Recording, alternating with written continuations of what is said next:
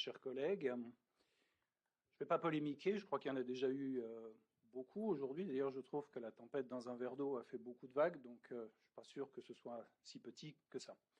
En tout cas, je souhaite me concentrer sur le fond et remercier les collègues avec lesquels j'ai eu un grand plaisir à travailler au cours de ces 4 dernières années, en particulier ceux, bien sûr, des services de l'urbanisme, de l'aménagement, l'ensemble du personnel de Citivia, qui furent, je dois le dire, de véritables partenaires pendant ce parcours. Je les remercie donc chaleureusement pour notre intense et fructueuse collaboration. Et je dois le dire avec beaucoup de modestie puisque c'est mon premier mandat, j'ai beaucoup appris grâce à eux. Je n'ai pas eu l'impression de faire de la figuration, par contre. Je ne sais plus qui a dit ça. Ce travail en commun nous a permis justement de nombreuses réalisations dont la ville, je l'espère, peut être fière. La plantation de 24 000 arbres pour créer la forêt de Miyawaki, selon un modèle auquel peu, il faut bien le dire, croyaient à l'origine. J'ai eu la chance que Jean Rotner y croit.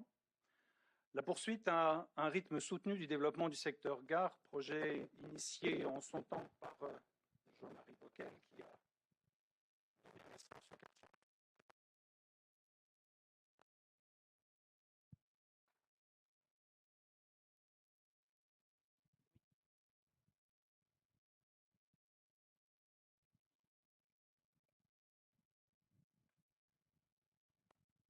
Merci, oui, c'est vrai que... Parfait. Merci beaucoup. Je disais donc la poursuite à un rythme soutenu du développement du secteur gare, projet initié en son temps, au début des années 2000, par Jean-Marie Bockel et qui a donné naissance au quartier d'affaires Premium du Sud-Alsace. Par ailleurs, le développement, la poursuite du développement des quartiers fonderies, quartiers à vocation mixte, dans l'esprit de la ville du quart d'heure que nous n'avons finalement jamais oublié. Le quartier du Nouveau Bassin, une entrée de ville requalifiée, là encore initiée il y a de nombreuses années, poursuivie sous le précédent mandat et qui poursuivent leur mutation.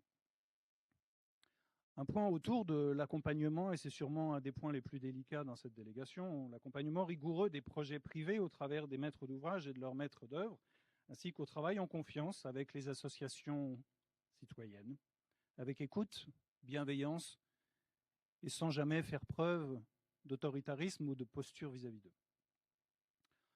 Ensuite, la coopération, j'en profite pour les remercier, avec l'agglomération, la CEA, la région, les parlementaires, tout corps constitué dont nous avons besoin pour notre territoire. Le redressement de la société publique Citivia, toutes ces choses, je les égrène, je n'en suis qu'un membre, évidemment. On fait tout ça en équipe, on fait ça de manière transversale, collégiale, on travaille ensemble. Mais le redressement de la société publique locale Citivia, passé d'une situation, vous vous en souviendrez sans doute, de perte chronique, 7 ans, m'a-t-on dit, quand j'ai pris la présidence, au statut de véritable partenaire des collectivités du Sud-Alsace, au service de ces collectivités, et donc aujourd'hui aux finances équilibrées et aux compétences, je pense, indiscutées.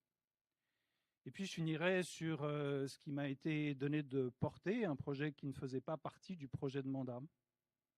Je veux bien sûr parler de la renaissance de DMC, là encore quelque chose qui fut initié au début des années 2000 par Jean-Marie Bockel, reconversion de ce qui fut d'abord au XIXe siècle un exemple, un emblème de la réussite mulhousienne, de la réussite industrielle de notre ville, puis une friche industrielle et qui devient aujourd'hui progressivement un véritable quartier de ville avec la salle d'escalade, le village Citivia, l'aménagement en cours des espaces publics qui seront sans doute livrés avant la fin du mandat et dont je suis sûr que la personne qui les inaugurera prendra grand plaisir à le faire, du bâtiment Amiral 62, et bien sûr le travail en commun avec mes collègues, et notamment la délégation culture et Motoko pour créer ce qui devra voir le jour en tant que pôle des arts visuels rayonnant au-delà de notre territoire.